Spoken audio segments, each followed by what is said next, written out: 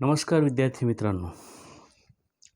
आज आपण इयत्ता 10वीच्या इतिहास व राज्यशास्त्र या तासिकेमध्ये आपणा सर्वांचं मी मनापासून स्वागत करतो. आज आपण राज्यशास्त्राचं प्रकरण 3 राजकीय पक्ष त्यातला भाग 2 म्हणजे आज आपण प्रादेशिक पक्षाबद्दलची माहिती पाहणार आहोत. विद्यार्थी मित्रांनो, काल आपण राष्ट्रीय पक्षाबद्दलची माहिती अभ्यासली होती. भारतामध्ये एकूण 7 राष्ट्रीय पक्ष आहेत आणि त्या 7ही राष्ट्रीय पक्षाच्या संदर्भात आपण कालच्या तासाला सविस्तर माहिती पाहिलेली आहे. आता आज आपण जो राजकीय पक्ष आहे त्या राजकीय पक्षाचा दुसरा प्रकार जो आहे तर तो आपण पाहणार आहोत प्रादेशिक पक्ष. आता प्रादेशिक पक्ष नेमकी पाहण्या अगोदर आपण काही तुम्हाला समोर बातम्या आहेत.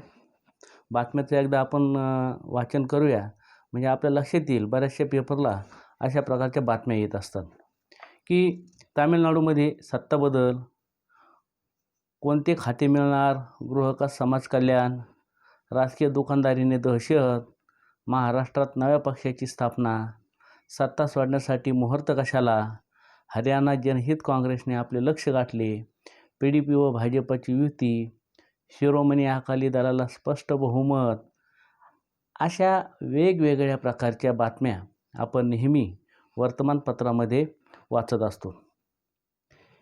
काही वाचले असतील. दररोज अशा प्रकारच्या बातम्या आपल्याला वर्तमानपत्रामध्ये वाचायला मिळतात. यातून आपल्याला भारतातील आपला भारत हा एक संघराज्य आहे. आपल्या भारतीय संघराज्यातील विविध राज्यामध्ये असलेल्या पक्षाबद्दल आपल्याला माहिती मिळते. आता बातमीमध्ये जर पाहिलं आपण तर PDP आहे, त्याच्यानंतर शिरोमणी अकाली दल आहे, त्याच्यानंतर हरियाणा जनहित काँग्रेसची आपले लक्ष गाठले.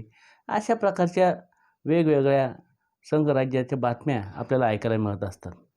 आणि मग आपल्या मनामध्ये साहजिक एक प्रश्न निर्माण व्हायला पाहिजे किंवा निर्माण होतो, हे पक्ष केवळ राज्यापुरतेच मर्यादित आहेत का?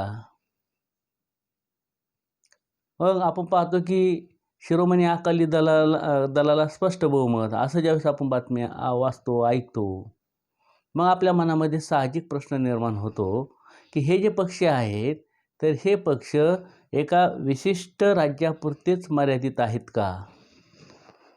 दुसरा प्रश्न निर्माण होता आपल्याला, राज्यातील काही नेते राष्ट्रीय पातळीवर दिसतात तर काही राज्यापुरतेच प्रभावी असतात. असं का बरं होत असावं? असा प्रश्न आपल्या सगळ्यांच्या मनामध्ये निर्माण होऊ शकतो. मग असा आपल्याला तुम्हाला जो प्रश्न पडलेला असतो तर अशा प्रश्नाच्या आधारे आपण आपल्या भारतातल्या काही प्रादेशिक पक्षाची थोडक्यात आपण आज ओळख करून घेणार आहोत. आणि मग हे जे प्रादेशिक पक्ष आहेत तर या प्रादेशिक पक्षाची ओळख करून देत असताना खूप प्रादेशिक पक्ष आहेत. त्यातल्या भारताच्या 4ही देशाच्या राज्यामध्ये काही प्रातिनिधिक स्वरूपामध्ये असणारे जे काही प्रादेशिक पक्ष आहेत त्याचा आपण आजच्या तासाला विचार करणार आहोत. भारताच्या विविध प्रदेशात विविध भाषा बोलणारे, वेगवेगळ्या परंपरा, वेगवेगळी संस्कृती, या सगळ्यामध्ये विविधता असणारे लोक आहेत. प्रदेश आणि त्यांची एक स्वतंत्र भाषा, अशा प्रकारचं चित्र आपल्याला भारतामध्ये पाहायला मिळतं. जसं आपण पाहतो महाराष्ट्र म्हटलं की महाराष्ट्राची भाषा मराठी, गुजरातमध्ये गेलो तर गुजरातची भाषा गुजराती. अशा वेगवेगळ्या राज्यामध्ये गेल्यानंतर आपल्याला साहजिकच हे दृश्य पाहायला मिळतं. आता या प्रदेशाच्या भौगोलिक रूपातही ही विविधता आहे. महाराष्ट्रातील विविध भौगोलिक प्रदेशाचा आपण भूगोलच्या विषयामध्ये आपण अभ्यास केलेला आहे. महाराष्ट्र जसा मध्य प्रदेश, कर्नाटक यांच्यापेक्षा वेगळा आहे. आपण पाहतो आपल्या शेजारी गुजरात असेल, मध्य प्रदेश आहे, कर्नाटक आहे. या राज्यापेक्षा आपला महाराष्ट्र राज्य वेगळा आहे. त्याचप्रमाणे महाराष्ट्रात भौगोलिक सांस्कृतिक विविधतासुद्धा आपल्याला पाहायला मिळते. आपली भाषा, आपला प्रदेश याबद्दल प्रत्येकाच्या मनामध्ये आत्मीयता निर्माण होते. आत्मीयतेची भावना निर्माण होते आणि काही काळानंतर ती एक अस्मिता होऊन जाते. आणि मग त्यातून एकदा अस्मिता निर्माण झाली की त्यातून आपण पाहिलेलं आहे की प्रदेशवाद निर्माण होतो. मग लोक काय करतात की आपल्याच प्रदेशाच्या, आपल्याच हिताचा व विकासाचा प्राधान्य विचार करू लागतात. मग आपली भाषा, आपले साहित्य, आपली परंपरा, या सामाजिक सुधारणांचा इतिहास, शैक्षणिक व सांस्कृतिक चळवळी इत्यादी बाबत प्रत्येकाला अभिमान वाटू लागतो आणि त्यातूनच भाषिक अस्मिता निर्माण होते आणि ती प्रबळ होऊ लागते.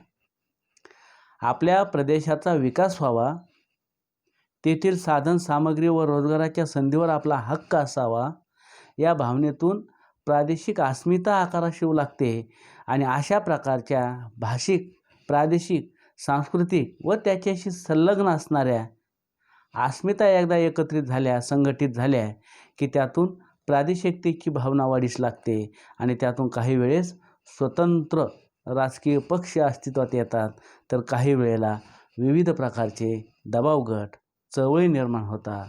या सर्वांचा हेतू एकच असतो, तो म्हणजे आपल्या प्रदेशाचं हितसंबंधाचं जतन करणे. आणि या सगळ्या बाबतीतून आपण पाहतो की हे प्रादेशिक पक्ष कसे निर्माण होतात त्याची एक पार्श्वभूमी आपण पाहिलेली होती. आता विशिष्ट प्रदेशाच्या वेगळ्यापणाचा अभिमान बाळगणारे आता आपण पाहणार आहोत. आता याची पाहिली आपण थोडक्यात पार्श्वभूमी पाहिली की माणसाच्या मनामध्ये समजा आता मी महाराष्ट्रीयन आहे, माझी भाषा मराठी आहे, मराठी भाषिक बोलणाऱ्या लोकांबद्दल मला प्रेम आहे, माझ्या भाषेवर माझे प्रेम आहे, ती माझी अस्मिता आहे. आणि ज्यावेळेला आपण असं बोलू लागतो तर प्रत्येक राज्यातला माणूस असंच बोलू लागेल. गुजरातमध्ये गेला तर तसंच बोलणार, कर्नाटकमध्ये गेलो तसं बोलणार, बंगालमध्ये गेलो की तसंच बोलणार. आणि मग ही एक प्रकारची प्रादेशिक अस्मिता, भाषिक अस्मिता या सगळ्यांच्या मनामध्ये तयार होते. मग आता यातूनच प्रादेशिक पक्षांची निर्मिती कशी होते ती आपण पाहणार आहोत. आपण आज पाहणार आहोत प्रादेशिक पक्ष आणि प्रादेशिक पक्ष म्हणजे काय. तर प्रादेशिक पक्षामध्ये आपण प्रामुख्याने पाहणार आहोत प्रादेशिक पक्ष म्हणजे काय. तर प्रादेशिक पक्ष म्हणजे थोडक्यात त्याची आपण व्याख्या पाहूया की विशिष्ट प्रदेशाच्या वेगळेपणाचा अभिमान बाळगणारे आणि त्यांचा विकास व्हावा म्हणून सत्तेच्या स्पर्धेत असणाऱ्या राजकीय गटांना प्रादेशिक पक्ष असे म्हणतात. मग आता आपल्याला ही साधी आणि सोपी व्याख्या लक्षात आली की प्रादेशिक पक्ष म्हणजे काय, की विशिष्ट प्रदेशाच्या वेगळेपणाचा अभिमान बाळगणारे आणि त्यांचा विकास व्हावा म्हणून सत्तेच्या स्पर्धेत उतरणाऱ्या राजकीय गटांना प्रादेशिक पक्ष असं म्हणतात. मग आता ह्या प्रादेशिक पक्षांचा जर आपण पाहिला तर प्रभाव हा कुठपर्यंत असतो, तर या प्रादेशिक पक्षाचा प्रभाव त्या राज्याच्या काही प्रदेशापुरताच मर्यादित असतो. तरीही आपल्या देशामध्ये जर पाहिलं तर आपल्या प्रदेशामध्ये ते प्रभावी भूमिका घेऊन ते राष्ट्रीय राजकारणावर सुद्धा आपली छाप टाकतात. प्रादेशिक पक्ष हे प्रादेशिक समस्याला जास्त महत्त्व देतात. प्रादेशिक पक्ष हे प्रादेशिक समस्याला जास्त महत्त्व देतात आणि मग आपल्या प्रदेशाचा विकास करण्यासाठी त्यांना केवळ अधिकार नको तर स्वायत्ता हवी असते. आणि मग या स्वायत्तेसाठी आपण पाहतो की या संघ शासनाला ते सहकार्य करत आपल्या स्वायत्ता जी आहे तर या स्वायत्तेचे क्षेत्र अबाधित ठेवण्याचा ते सारखा प्रयत्न करत असतात. तसेच प्रादेशिक समस्या या प्रादेशिक पातळीवरच हाताळाव्यात. सत्ता ही त्या प्रदेशातल्या व्यक्तीच्याच हाती असावी. प्रशासनाच्या आणि व्यवसायामध्ये त्या प्रदेशातल्या रहिवाशांना अग्रक्रम दिला जावा अशा आग्रह प्रादेशिक पक्षांचा असतो. मग आता आपण पाहतो की मुंबईमध्ये मराठी भाषा बोलणाऱ्या लोकांसाठी आपण पाहतो की प्रादेशिक अस्मिता जपण्यासाठी वेगवेगळे पक्ष काम करतात. त्यामध्ये शिवसेना आहे, महाराष्ट्र नवनिर्माण सेना आहे, की मराठी भाषिकांचा प्रश्न तो समोर घेऊन त्यांच्या प्रश्नाच्या संदर्भामध्ये त्यांनी संघटन केलं आणि त्या पद्धतीने ते कार्य करत आहेत. आता आपण पाहणार आहोत आपल्या भारतातील असणाऱ्या प्रादेशिक पक्षाचं काही प्रादेशिक पक्षांचं बदलत्या स्वरूपाबद्दल आपण माहिती घेणार आहोत. तर भारतातील काही प्रादेशिक पक्ष आणि त्या प्रादेशिक पक्षांचं बदलतं स्वरूप आपण त्या बदलत्या स्वरूपाबद्दल माहिती पाहणार आहोत. आता स्वातंत्र्योत्तर काळापासून भारतात प्रादेशिक पक्ष अस्तित्वात आहे, परंतु त्याच्या स्वरूपात आणि भूमिकेत महत्त्वाचे बदल झाल्याचे दिसून येते. मग आता आपण जर पाहिलं तर भारतामध्ये अनेक प्रादेशिक पक्ष आहेत, परंतु त्यातले काही प्रादेशिक पक्ष हे स्वातंत्र्योत्तर काळापासून आहेत आणि त्यांच्या भूमिकेमध्ये काय बदल झालेत तर त्या बदलांची माहिती आपण थोडक्यात पाहणार आहोत. आता पहिला आपण पाहूया की सुरुवातीच्या काळामध्ये जर पाहिलं आपण तर सुरुवातीच्या काळात प्रादेशिक अस्मितामधून काही फुटीरता चळवळी निर्माण झाल्या. आपण फुटीरता चळवळीचा आपण अभ्यास केलेला आहे. पंजाबमध्ये तिकडं ईशान्य भारतामध्ये काही फुटीरता चळवळी होत्या, त्याच्यामध्ये आपण माहिती घेतली. पंजाबमध्ये खलिस्तान, द्रविडिस्तान अशा वेगवेगळ्या मागण्यांचा हेतू त्यांचा होता की या संघराज्यातून आपण बाहेर पडून एक स्वतंत्र देश निर्माण करण्याचा त्यांचा हेतू होता. पंजाब, तामिळनाडू, जम्मू काश्मीर या राज्यातील प्रादेशिक पक्षांची उदाहरणं आपल्याला या संदर्भामध्ये सांगता येतील. त्याच्यामध्ये दुसरं जर आपण पाहिलं तर दुसऱ्यामध्ये प्रादेशिक पक्षाच्या भूमिका हळूहळू आता बदलू लागलेल्या आहेत. एकतर स्वतंत्र राज्याच्या मागण्या व विविध प्रकारची अधिक स्वायत्ता मिळावी यासाठी आता प्रयत्न सुरू झालेले आहेत. आता प्रादेशिक पक्षाच्या भूमिका ज्या आहेत त्या हळूहळू बदलायला लागल्यात. स्वतंत्र राज्याच्या मागणीऐवजी आता त्यांना आपल्याला अधिक स्वायत्ता मिळावी म्हणून आता हे प्रादेशिक पक्ष काम करत आहेत. या प्रादेशिक पक्षाच्या विकासातील हा एक दुसरा टप्पा आहे आणि या दुसऱ्या टप्प्याची जर सुरुवात जर आपण पाहिली तर सर्वसाधारणपणे 1990 पासून झालेले आपल्याला पाहायला मिळते. त्याच्यानंतर तिसरा जो मुद्दा आहे महत्त्वाचा तो आहे आपल्या प्रदेशाच्या विकासासाठी आपल्या प्रदेशातील रहिवाशांना राज्यात किंवा केंद्रात सत्ता मिळावी अशी भूमिका या आता हे प्रादेशिक पक्ष घेऊ लागले आहेत. आता याचे उदाहरण आपण पाहूया की उदाहरणार्थ शिवसेना आहे, तेलुगू देसम हे प्रादेशिक पक्ष आहेत. आता आपल्या प्रदेशाच्या विकासासाठी आपल्या प्रदेशातील रहिवाशांना राज्यात आणि केंद्रामध्ये सत्ता मिळाली पाहिजे अशा प्रकारची भूमिका काही प्रादेशिक पक्ष आता घेऊ लागलेले आहेत. त्यापैकी उदाहरण जर द्यायचं ठरलं तर शिवसेना आहे, तेलुगू देसम यासारखे पक्ष आपल्याला उदाहरण म्हणून सांगता येतील. त्याच्यानंतर चौथा जर आपण पाहिला बदलत्या स्वरूपामध्ये चौथा जर आपण महत्त्वाचा मुद्दा जर पाहिला तर तो आहे ईशान्य भारतातील प्रादेशिक पक्षांच्या विकासाचा एक वेगळा कल आपल्याला पाहायला मिळतो. आता या ईशान्य भारतामध्ये जर पाहिलं तर या प्रदेशातील राजकीय पक्षांनी फुटीरतेच्या मागण्या आताच सोडून दिलेल्या आहेत आणि फुटीरतेच्या मागण्या सोडून देऊन त्यांना आणखी स्वायत्ता आणि आपल्या स्वायत्तेची मागणी करण्यास त्यांनी सुरुवात केलेली आहे. ईशान्य भारतातील सर्व प्रादेशिक पक्ष टप्प्याटप्प्यानं आता मुख्य प्रवाहामध्ये येत आहेत आणि मग अशा प्रकारे आपल्या भारतातील असणारे जे काही प्रादेशिक पक्ष आहेत थोडक्यात जर आपण पाहिलं तर भारतात अनेक राजकीय पक्ष आहेत, अनेक प्रादेशिक पक्ष आहेत. सर्वच प्रादेशिक पक्षाची माहिती या ठिकाणी घेणं शक्य नाही, सांगणंही शक्य नाही. त्यासाठी स्वतंत्र असं स्वरूपाचं पुस्तक आपल्याला अभ्यासावं लागेल कारण अनेक पक्ष आहेत. 2000च्या दरम्यान आपल्या भारतामध्ये वेगवेगळ्या राज्यामध्ये हे प्रादेशिक पक्ष अस्तित्वात आहेत. 2000पेक्षाही जास्त असतील. आपण फक्त काही प्रातिनिधिक स्वरूपामध्ये आपल्याला या अभ्यासायचे आहेत. त्यामध्ये भारताच्या 4 दिशेमधले उत्तर, दक्षिण, पूर्व, पश्चिम अशा 4 दिशेमधले असणारे जे काही प्रादेशिक पक्ष आहेत भारतातील तर त्या प्रादेशिक पक्षाची प्रातिनिधिक स्वरूपामध्ये आपण माहिती घेणार आहोत. आता यामध्ये आज आपण पाहिलं तर राष्ट्रीय राजकारणामध्ये या प्रादेशिक पक्षांचा सुद्धा चांगल्या प्रकारचा सहभाग वाढलेला आहे. आज आपण पाहतो आघाडी सरकार आहे. या आघाडी सरकारामध्ये कोणता एक पक्ष नाही, अनेक पक्ष एकत्र आलेत, एक विचाराचे आलेत आणि त्यांनी सरकार स्थापन केलेलं आहे आणि त्यामुळं आज जर पाहिलं आपण तर आज प्रादेशिक पक्षांचं महत्त्व हे वाढलेलं आपल्याला पाहायला मिळेल. आता आपण आपल्या हे जे महत्त्वाचे जे काही प्रादेशिक पक्ष आहेत तर या प्रादेशिक पक्षांचा आपल्याला अभ्यास करायचा आहे.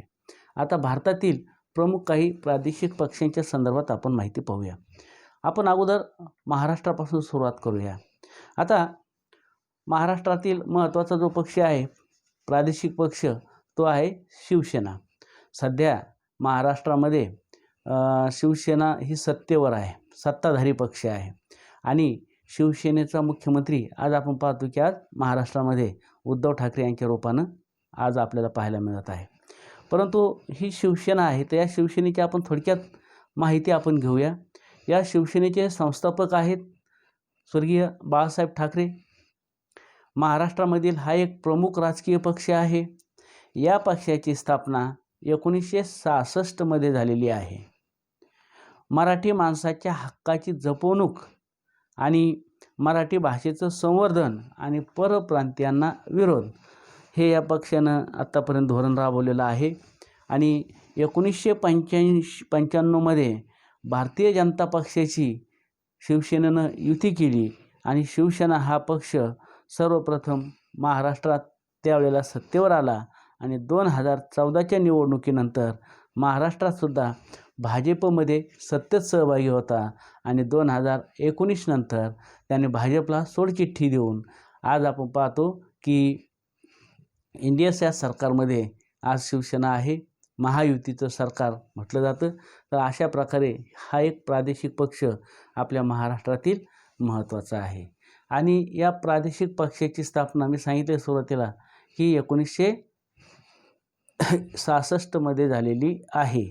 आता ह्या प्रादेशिक पक्षामध्ये जर पाहिलं तर मराठी माणसाची हक्काची जपवणूक, मराठी भाषेचं संवर्धन आणि परप्रांतीयांना विरोध अशा प्रकारचा या पक्षांची भूमिका आहे. आता आपण दुसऱ्या पक्षाच्या संदर्भात आपण थोडक्यात माहिती आज आपण पाहूया. दुसरा प्रादेशिक पक्ष आहे तर या दुसऱ्या प्रादेशिक पक्षाची आपल्याला माहिती घ्यायची आहे आणि तो प्रादेशिक पक्ष आहे शिरोमणी अकाली दल. आता हा शिरोमणी अकाली दल हा पंजाबमधील असणारा महत्त्वाचा पक्ष आहे. आता या पक्षाची स्थापना जर पाहिली तर या पक्षाची स्थापना स्वातंत्र्यपूर्व काळामध्ये 1920 मध्ये झालेली आहे. जुना पक्ष आहे. धार्मिक आणि प्रादेशिक अस्मिता जोपासण्याचं या पक्षाचं जोपासण्यास खऱ्या अर्थानं हा पक्ष प्राधान्य देतो. आणि पंजाबमध्ये जर पाहिलं तर पंजाबमध्ये अनेक वर्षापासून हा शिरोमणी अकाली दल हा सत्तेवरती आहे. आणि मग आपण जर पाहिलं तर हा शिरोमणी अकाली दल या पक्षाचं जर आपण माहीत घेतलं तर याची धार्मिक आणि प्रादेशिक अस्मिता जोपासण्याचं काम हा पक्ष करतो. हा एक महत्त्वाचा पंजाबमधील असणारा महत्त्वाचा प्रादेशिक पक्ष आहे. त्याच्यानंतर तिसरा पक्ष आपण पाहणार आहोत जम्मू आणि काश्मीर येथील नॅशनल कॉन्फरन्स. जम्मू काश्मीरमधील नॅशनल कॉन्फरन्स हा एक महत्त्वाचा पक्षाच्या संदर्भात आपण माहिती घेणार आहोत. आता या पक्षाच्या संदर्भात पाहिलं तर काश्मीरमधील प्रमुख प्रादेशिक पक्ष म्हणून हा गणला जातो. या पक्षाची स्थापना 1932 साली झालेली आहे, म्हणजे स्वातंत्र्यपूर्व काळात झालेली आहे. काश्मीरी जनतेच्या हितसंबंधाचा पाठपुरावा आणि स्वायत्ता जोपासण्यासाठी प्रयत्नशील असणारा हा पक्ष आहे. आणि हा जम्मू काश्मीरमधील असणारा सुद्धा एक महत्त्वाचा पक्ष म्हणून मानला जातो. आणि त्यानंतर आपण जर पाहिलं तर हा भारताच्या उत्तरेकडील असणारा महत्त्वाचा पक्ष आहे. आता यानंतर त्याच्या पुढचा जर आपण पाहिला तर पुढचा पक्ष आहे आसाम गण परिषद. हा पूर्वेकडचा आसाम राज्य आहे. या आसाम राज्यामधील आसाममधील असणारा हा एक महत्त्वाचा प्रादेशिक पक्ष आहे आसाम गण परिषद. आता आसाम गण परिषद हा जो पक्ष आहे तर या पक्षाची स्थापना 1985 मध्ये झाली. सरकारबरोबरील ज्या काही वाटाघाटी घडल्या या वाटाघाटीतून 1985 मध्ये आसाममध्ये करार करण्यात आला आणि यातूनच या पक्षाची पुढे निर्मिती झाली. या पक्षाचं उद्देश काय आहे तर हा जो पक्ष आहे तर हा पक्ष प्रामुख्याने जे निर्वासित लोक आहेत त्या निर्वासितांचा प्रश्न सोडवणे, आसामचे सांस्कृतिक आणि भाषिक, सांस्कृतिक, भाषिक आणि सामाजिक वेगळेपण जपणे, आर्थिक विकासासाठी प्रयत्न करणे, अशा प्रकारचे मुख्य उद्देश या आसाम गण परिषदेचे आहेत. आणि गेली अनेक वर्षापासून आसाम राज्यामध्ये हा आसाम गण परिषद हा प्रादेशिक पक्ष सत्तेवरती आहे. आणि मग आपण जर पाहिलं तर हे जे काही प्रमुख पक्ष आपण पाहतो प्रादेशिक पक्ष, तर ह्या प्रादेशिक पक्षांचा जर आपण त्याचं जर वर्चस्व पाहिलं तर त्या राज्यापुरतं त्या भागापुरता मर्यादित आपल्याला पाहायला मिळतं. त्याच्या पुढचा जर आपण आणखीन पक्ष पाहिला तर द्रविड मुन्नेत्रम कळघम हा पक्ष जो आहे तर सर्वसाधारणपणे म्हणजे तामिळनाडूमधील असणारा एक महत्त्वाचा राष्ट्रीय पक्ष आहे. 1920 मध्ये जस्टिस पार्टी या ब्राह्मणोत्तर चळवळीचं रूपांतर द्रविड मुन्नेत्रम कळघम या राजकीय पक्षात झाले. 1944 मध्ये जस्टिस पार्टी द्रविड कळघम म्हणून ओळखली जाऊ लागली आणि 1949 मध्ये यातून एक गट बाहेर पडला आणि त्या गटाने द्रविड मुन्नेत्रम कळघम हा एक नवीन पक्ष स्थापन केला. त्यातून बाहेर पडलेल्या एका गटाने ऑल इंडिया अण्णा द्रविड मुन्नेत्रम कळघम या पक्षाची 1972 मध्ये स्थापना केली. या पक्षाचं मुख्य उद्देश काय आहे तर सर्व स्तरावरील तमिळ भाषा जी आहे तर या तमिळ भाषेची अस्मिता जोपासण्याचा प्रयत्न करत आहेत. आणि केंद्राच्या आघाडीतही केंद्रामध्ये जे आघाडी सरकार असतं तर या आघाडी सरकारातही काही काळ या पक्षाचा सहभाग होता. सर्व स्तरावर मतदारांचा पक्षाला पाठिंबा. आणि आज आपण पाहतो तामिळनाडूमध्ये दीर्घकाळ हा पक्ष सत्तेवर राहिलेला आहे. जयललिता ह्या त्या पक्षाचे प्रवर्तक होते त्यावेळेला त्यांनी सुद्धा बऱ्याच वर्ष या तामिळनाडूमध्ये त्या ठिकाणी सत्ता त्यांनी भोगलेली आहे, विकास केले, सत्तेवरती राहिलेले आहेत. आणि हा एक प्रादेशिक पक्ष आहे. तमिळ अस्मिता जोपासण्याचा प्रयत्न केला आहे. केंद्राच्या आघाडी सरकारच्या काळातही काही काळ त्यांचा सहभाग होता आणि तामिळनाडूमधील असणारा हा एक मुख्य पक्ष आहे दक्षिणेकडील. आणि मग आता आपण पाहतो की आपल्या भारतातील असणाऱ्या 4 प्रमुख देशांची वेगवेगळ्या राज्यामध्ये असणारे काही प्रादेशिक पक्षांची आपण माहिती घेतलेली आहे. भारतामध्ये प्रत्येक राज्यामध्ये अनेक प्रादेशिक पक्ष आहेत. त्यांनी त्या राज्याच्या राजकारणावर प्रभाव टाकलेला आहे. त्याचं एक उदाहरण म्हणून आपल्या महाराष्ट्रातील काही प्रादेशिक पक्षांची माहिती आपल्याला दिलेली आहे. आपल्या महाराष्ट्रामध्ये कोणते आणि कोणकोणत्या प्रकारचे प्रादेशिक पक्ष आहेत याची माहिती आपल्याला खाली दिलेली आहे चार्टमध्ये. पहा, महाराष्ट्रामध्ये जर पाहिलं आपण तर जे प्रादेशिक पक्ष आहेत त्या प्रादेशिक पक्षांची नावे लिहा असा प्रश्न आपल्याला कदाचित परीक्षेला विचारला जाऊ शकतो. त्यामुळे आपल्याला ती माहिती पाहिजे की आपल्याला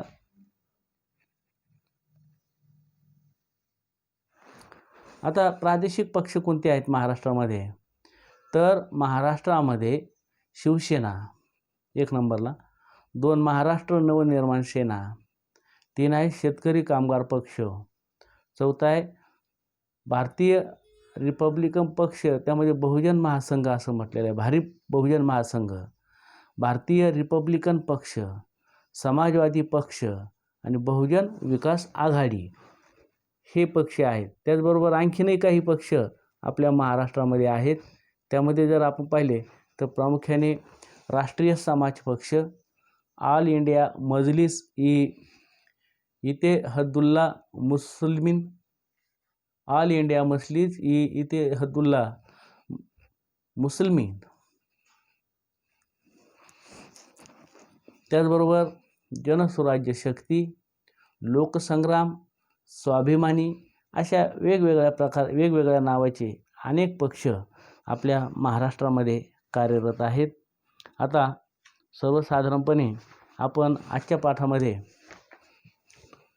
भारतातील असणारे काही प्रादेशिक पक्षांची माहिती घेतलेली आहे. प्रादेशिक पक्ष म्हणजे काय, भारतातील प्रादेशिक पक्षांचं बदलतं स्वरूप आणि काही प्रादेशिक पक्षांची माहिती देत असताना आपल्या महाराष्ट्रातील काही प्रादेशिक पक्ष आहेत तर या प्रादेशिक पक्षांची माहिती आपण घेतलेली आहे. आता या पाठाखालील असणारा जो स्वाध्याय आहे, हा स्वाध्याय सर्वांनी वर्गपाठाच्या वहीमध्ये लिहून काढायचा आहे. प्रश्न पहिला प्रश्न आहे, दिलेल्या पर्यायापैकी योग्य पर्याय निवडून विधाने पूर्ण करा. त्याच्यामध्ये एकूण 3 विधानं दिलेली आहेत. ते तिन्ही विधानं वर्गपाठाच्या वहीमध्ये लिहायची आहेत. त्यानंतर प्रश्न दुसरा आहे, पुढील विधाने चूक की बरोबर ते सकारण स्पष्ट करा. आपल्याला बोर्ड परीक्षेला सुद्धा हा प्रश्न विचारला जातो. 2 मार्काला हा प्रश्न आहे. खालील विधानं चूक की बरोबर हे सकारण स्पष्ट करायचं आहे. विधान जर चूक असेल तर का चूक आहे त्याचं एक कारण आपल्याला लिहायचं आहे. त्याला 1 मार्क आणि चूक की बरोबरला 1 मार्क असे 2 मार्क आपल्याला त्या ठिकाणी मिळू शकतात. 4 विधानं दिलेली आहेत. या चारही विधानं तुम्ही वर्गपाठाच्या वहीमध्ये सोडवायची आहेत. पुढील संकल्पना स्पष्ट करा. तिसरा प्रश्न आहे. तर या तिसऱ्या प्रश्नामधील 2 संकल्पना दिलेल्या आहेत. पहिली आहे प्रादेशिकता, दुसरा आहे राष्ट्रीय पक्ष. हे सुद्धा तुम्ही वर्गपाठाच्या वहीत लिहून काढा. आणि खालील प्रश्न चौथा आहे की खालील प्रश्नांची थोडक्यात उत्तरे लिहा. त्यामध्ये 2 प्रश्न दिलेले आहेत. या दोनही प्रश्नांची उत्तरं तुम्ही वर्गपाठाच्या वहीमध्ये लिहून काढायचं आहे. आता हा सगळा स्वाध्याय दिलेला आहे. स्वाध्यायाच्या खाली आपल्याला काही उपक्रम पण दिलेले असतात की भारताच्या नकाशा आराखडा तुम्हाला सुरुवातीला मी दाखवलेला होता. या भारताच्या नकाशा आराखड्यामध्ये प्रमुख काही राजकीय पक्ष आहेत. तर या राजकीय पक्षांचा प्रभाव कुठं वाढतो, कुठं कमी होतो आपल्याला बातम्याच्याद्वारे ते दिसत असतं, पाहत असतं. फक्त आपला दृष्टिकोन, आपला असणारी जी काही नकाशा वाचण्याची जी पद्धत आहे ती पद्धत आपल्याला अवलंबावी लागेल आणि मग आपल्याला त्यावर लक्षात येईल की कोणत्या पक्षाचा प्रभाव कोणत्या राज्यामध्ये वाढताना आपल्याला दिसून येत आहे. ठीक आहे. धन्यवाद मित्रांनो. आता हा सगळा पाठ तुम्ही ऐकून घेतला त्याबद्दल तुमचे मनस्वी मी या ठिकाणी धन्यवाद व्यक्त करतो.